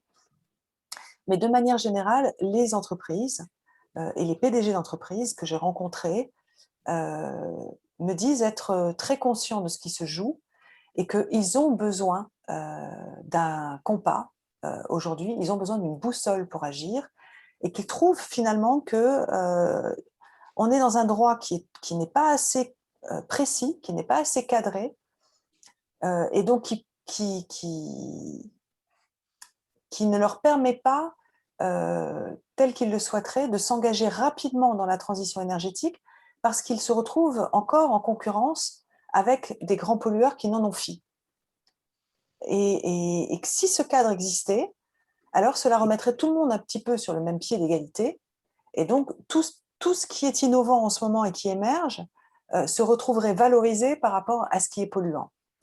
Et ça, c'est très intéressant. Et j'ai eu une discussion avec des grands entrepreneurs suédois, et qui m'ont dit qu'ils allaient prendre position, c'est une des questions qui était posée dans le chat, position officiellement en tant qu'entrepreneur, qu'ils allaient même faire une vidéo avec une lettre ouverte en disant « on a besoin de cette boussole, on a besoin de ces nouvelles règles du jeu, et en plus, nous, en tant que PDG, ça nous permet de nous opposer à des actionnaires qui ne comprennent pas les enjeux et qui recherchent le profit à court terme ». Voilà, donc je pense qu'on est vraiment à l'aube d'un changement en profondeur, et qu'il y ait des lobbies, comme ça s'est passé en France sur la loi climat, qui ont fait le pied de grue à Bercy pendant 2 mois pour essayer de détricoter toutes les mesures qui étaient proposées au départ, en novembre. Il y en aura. Mais il y a un moment donné où voilà, ils seront de plus en plus minoritaires si on arrive à obtenir ces consensus. Merci Valérie pour cette réponse. Avant donc, Eric, de te donner la parole, le mot de conclusion, Daniel a souhaité s'exprimer. Donc Daniel, qui est vice-président de l'autorité du port de Montréal. Bonjour. Moi, ça m'intéresse beaucoup la question de la personnalité légale ou d'identité légale de la nature ou des fleuves ou des cours d'eau. Comme la plupart des fleuves ou des rivières sont souvent des frontières, ce qui les amène à être sous juridiction partagée, on fait quoi? On leur donne une double nationalité à ces fleuves? Comment on fait pour en fait contourner ou du moins aborder cet aspect-là? Je trouvais l'idée tantôt de comment on finance la parole et les gens qui en prennent la défense intéressante, mais au-delà de ça, il y a même 2 pays ici au Canada, par exemple, le fleuve Saint-Laurent qui mène vers les Grands Lacs du Canada et des États-Unis, il est partagé. Si vous faites le chemin entre Montréal et les Grands Lacs, vous allez traverser la frontière 7 fois avant d'y arriver. C'est pas simple, c'est loin d'être acquis. Oui, et merci parce que j'ai oublié de mentionner le tout dernier cas de reconnaissance de la personnalité juridique d'une rivière, je ne sais pas si vous le savez, c'est la rivière Macpail. Oui. Et je sais qu'il y a une pétition au Québec en ce moment pour une personnalité juridique du fleuve Saint-Laurent. Je connais bien le Québec, hein, j'y ai passé 3 ans pour ma thèse en anthropologie juridique auprès des Inuits dans le Nord, donc je connais bien la rivière Macpail, je connais bien la rivière romaine. Pour la question sur ce statut transfrontalier, c'est la raison pour laquelle, en tout cas en Europe, Marie Toussaint, députée européenne, plaide pour une reconnaissance d'un statut juridique des communs naturels. Et à partir de là, donc elle l'a fait pour les forêts anciennes et primaires, elle continue à faire ce travail donc pour donner un statut juridique à ces communs naturels, parce que s'ils ont, c'est un peu comme une réserve de biosphère, si vous voulez, s'ils ont ce statut juridique en propre reconnu à l'échelle de l'Europe, alors il s'applique à tous les pays européens qui doivent effectivement transcrire le droit européen dans leur droit national. Ce qui oblige à une coopération et à une collaboration entre les pays où un fleuve, par exemple, est transfrontalier. Parce qu'il y aura une même obligation de protection de ce fleuve des 2 côtés de la frontière. Pour ce qui est du Canada et des États-Unis, je n'ai pas de réponse, si ce n'est effectivement d'appuyer, et je vous invite d'ailleurs à contacter le Earth Law Center qui est aux États-Unis, qui travaille beaucoup sur ces questions, mais d'appuyer effectivement une convention, par exemple, qui traite de ce sujet-là. C'est le cas, d'ailleurs, Marie-Cécile pourrait nous le dire, mais je pense qu'il y a une convention de partenariat entre la Suisse et la France sur le Rhône, par exemple, non ? Oui. Il y en a plusieurs, enfin, ça, voilà, notamment pour déjà le Léman, hein, ça a été une des premières instances transfrontialières avec la CIPEL. La répartition de l'eau, etc.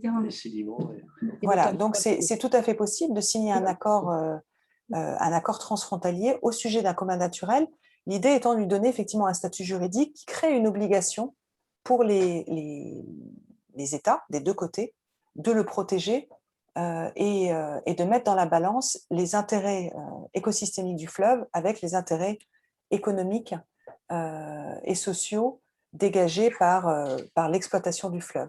C'est un travail de balance et c'est pour ça que le projet de Parlement de Loire est un projet très intéressant parce que justement il vise à voir comment on pourrait interagir au sein d'un parlement d'un écosystème pour défendre les intérêts des éléments de la Loire, de ses usagers, de ses exploitants, des politiques sur place, etc. Mais c'est une vraie volonté. Il faut qu'il y ait une volonté politique derrière. Je voudrais peut-être juste vous dire, c'est sûr qu'entre le Canada et les États-Unis, il existe en fait tout un système. Le traité des eaux limitrophes entre les États-Unis et le Canada est en place depuis plus de 110 ans. Il y a une gestion bilatérale, consensuelle de la ressource. Une population ou une nation ne peut pas retenir l'eau, contrôler l'eau ou le faire sortir du bassin versant ou aller faire des ponctions démesurées dans les Grands Lacs ou dans le système hydrique, dans le fleuve. Donc, il y a déjà un bon moyen d'entente, mais créer une personnalité légale ou la reconnaître dans nos lois, ben c'est toute une autre dimension. Ouais. Aujourd'hui, je pense que quand l'IAGF a commencé à devenir un groupe qui était plutôt itinérant et qui se déplaçait de fleuve en fleuve, le premier arrêt était Montréal et on a eu parmi nos invités à nos discussions des gens qui nous ont montré en fait le choix qui avait été fait par les deux nations de prioriser la restauration des berges et les eaux qui sont en fait de ramener, de se réapproprier en fait toutes les berges et les terres humides qui avaient été détruites au cours des 50 dernières années, de sorte à ramener 70 000 hectares de terrain et de créer des nouveaux écosystèmes ou les restaurer. Donc, il y a eu un effort de valorisation de l'aspect écologique sur l'usage humain de l'eau. Mais c'est sûr qu'aller au-delà de ça, ça amène tout son lot de complications, surtout lorsque la rivière ou le fleuve est partagé. En tout cas, vous avez aujourd'hui une plateforme au Québec qui s'appelle l'Observatoire national des droits de la nature, avec des chercheurs qui travaillent sur ce sujet et qui travaillent en collaboration avec les organismes qui conseillent les gouvernements ou les collectivités à travers le monde pour écrire justement ces projets de loi. Donc, je vous invite à prendre contact avec eux. Yeni Vega, je ne sais pas si vous la connaissez, vous l'avez déjà rencontrée? Non, elle nous a écrit. Elle vous a écrit, ben, j'imagine bien, oui.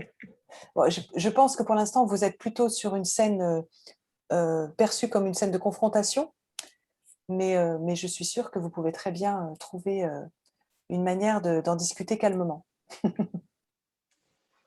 Merci. On va atteindre l'heure de fin de cette conférence. Je laisse Éric donner quelques mots de conclusion après ces riches échanges. D'abord, merci parce que c'était passionnant. Merci aux deux intervenants. Quelques petits mots. D'abord, le droit, c'est le pari que l'harmonie et la rationalité l'emportent sur les rapports de force. Alors, on a deux exemples quand on parle du transfrontalier de ce qui se passe en bien, c'est-à-dire en gros le Saint-Laurent et puis l'OMVS. Le reste, les rapports de force sont quand même terribles. Je parle du Mékong, où il y a un débat très intéressant et tendu entre savoir quelle est la raison d'être de la diminution et de l'irrégularité croissante du débit du Mékong. Nos amis chinois disent que c'est à cause du dérèglement climatique et les satellites disent que c'est la multiplication des barrages en amont sur le territoire chinois et leur allié laotien. Donc là, on est au cœur du débat et du grand défi du droit. Alors, ce que vous avez dit est très, très passionnant. Et je voudrais réintégrer la question de la rareté. Donc, nous discutons, et c'est une des richesses de ma vie avec Jean-Louis, souvent. Et donc, on parlait récemment de savoir quelle était la rareté. La rareté la plus dure. Étant donné la présence de l'eau salée, ce qui nous apparaissait, c'est que la rareté la plus tangible, c'est la rareté du sol. Et évidemment, s'il n'y a pas d'eau, il n'y a pas de sol non plus utile. Donc, l'articulation des deux, c'est absolument clé. Donc, la question du droit va évidemment, comme toujours depuis la nuit des temps, devoir et encore plus s'intéresser à la question du foncier. Et là, on voit que ce n'est pas parti pour aller vers de l'harmonie, puisque plus la rareté est forte, plus les raretés interagissent les unes avec les autres, plus la raison est difficile à mettre en œuvre. Deuxième remarque, vous avez parlé, Valérie, de la question de la justice préventive. face à la justice restauratrice.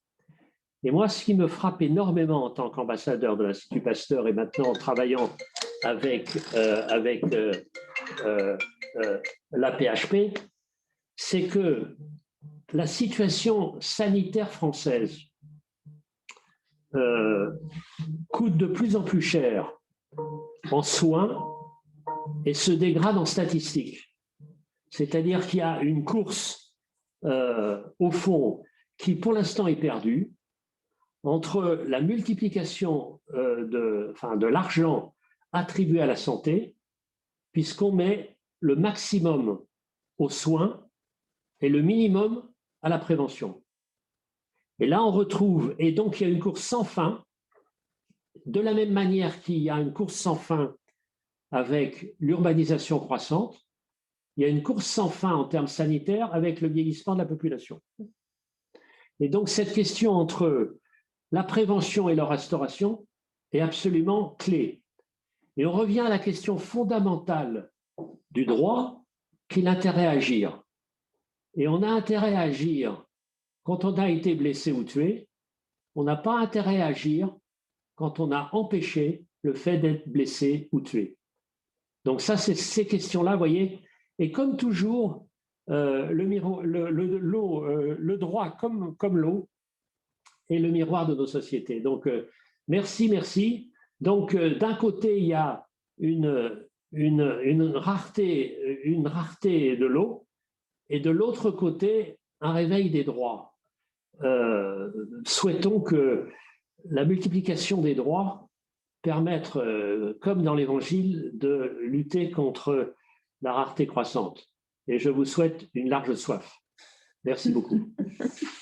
Merci. Et alors, je voulais saluer un ami portugais dont on me dit la présence, et je le connais parce qu'on l'a rencontré là-bas à Lisbonne, et nous souhaitons vraiment bien qu'il nous rejoigne parce que il est au cœur d'une expérience difficile, qui est la rareté croissante de l'eau du Tage, pour les raisons que vous connaissez avec la très forte pression de l'agriculture espagnole, et donc qui est un des patrons de l'Institut supérieur de technique à Lisbonne. Et donc, s'il pouvait nous rejoindre, ça ajouterait à ma bonne humeur après ces deux exposés absolument excellents. Merci à vous tous. À bientôt. Bel été à vous. Merci, au revoir. Et puis voilà, comme ça. Et donc, bonjour Rodrigo. Até logo, Rodrigo. Até logo. C'est un plaisir de vous rejoindre. Voilà. Alors, venez, si vous pouvez nous rejoindre, ce serait un grand, grand bonheur. Et donc, vous allez voir, juste à côté de vous, il y a Gilles. Et Gilles sait recevoir. Je donne rendez-vous en Suisse, dernière semaine de septembre. Et puis, j'essaie d'être à Genève. Merci beaucoup, Rodrigo. On commence l'université à ce mois, c'est un peu difficile, on va voir. En tout cas, vous serez en présence. Vous êtes déjà en présence avec nous, donc vous êtes déjà parmi nous. Ça y est. Merci à vous. Merci bien. Parce que comme le dit Valérie très bien, l'intention fait partie du crime. Merci Valérie, merci Jean-Louis, merci à vous tous. Merci à tous. Merci à vous. Bon après-midi, au revoir. À bientôt, au revoir. Merci.